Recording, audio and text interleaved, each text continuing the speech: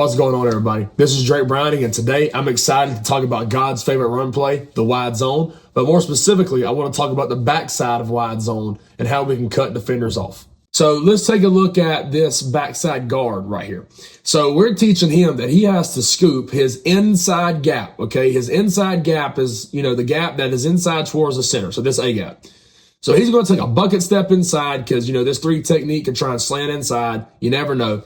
So he's going to take a bucket step inside, and he's going to literally sprint. Like wide zone is really a sprint because we're trying to stretch defenders horizontal so we can find a vertical running lane. So we're going to bucket step inside, and we're going to run. Okay, we're also going to try and give this 3 technique of the B-gap defender. We're going to try our best to stiff arm him as we're running so our tackle can have the time to run over and get his backside ear to his play side thigh. So when I say play side thigh, I'm referring to if the play is going to the left, then we need to get our backside ear on his left hip. So that's what we're trying to work on. And we got to stay low. We got to sprint. We got to drive our feet. Okay, tackle did a really good job.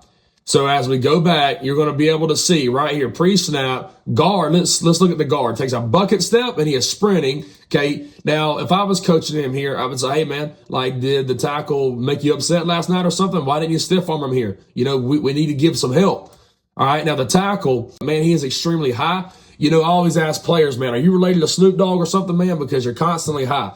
So what we have to do a good job here is we have to take a good bucket step, try and get that ear on that thigh. So right now we're giving this tackle leverage, and watch, this defensive tackle, number 99, is going to drive us back. That's not good. Now, the good thing about the tackle is he didn't give up, and because he had leverage, remember earlier I said this game's about leverage, his body is in the way of the ball carrier. So now, whenever the wide zone's running and it's cutting back, because now the guard's on the linebacker, now our running back has a nice crease to run vertical. Remember, I told you we're trying to stretch defenses horizontally so that way we can find a vertical cut lane. So here now we have a little bit of a better angle because we're in Ohio State's point of view now. And what I love about this clip is it shows you a bad example. And this right tackle is Nicholas Petit-Frere. he is in the NFL. Dude's a heck of a tackle. So please do not think that I'm saying this dude cannot play football, because he is in the National Football League making a lot of money doing exactly what he's doing. But this is a good clip to show, because he is an NFL player, that this cutting off technique is a very difficult technique, and it has to be worked and drilled and practiced every day. So with that being said, let's go ahead and get into the clip. So right here we have 3 techniques, same thing. I'm not going to go over it again because we just did. Our goal is we have to get our backside ear on this play side thigh. Let's see what happens. Okay, we have motion, trying to shift linebackers over. Okay, guard does a little bit better job stiff arming. Let's go back. All right. Okay, he took a good bucket step and he's running, but the guy just beat him inside and made the tackle.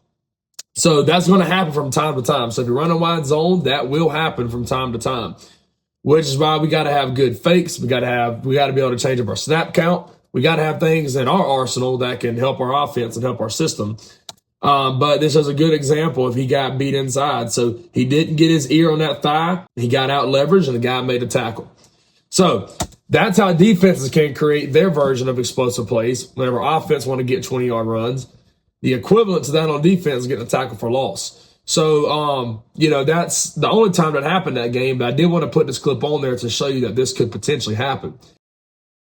Okay, so now on the final clip that I want to show us today is I want to show us we're still going to be looking at the right tackle. It's going to be wide zone to the left, and we're still facing an underfront here. So it's the same situation we've been talking about the entire video. So in the previous clips, you've been seeing that this guard has been climbing to the play side linebacker, and the tackle has been scooping the 3 technique. Well, if we add any type of tag, I call it truck because tackle under, TU.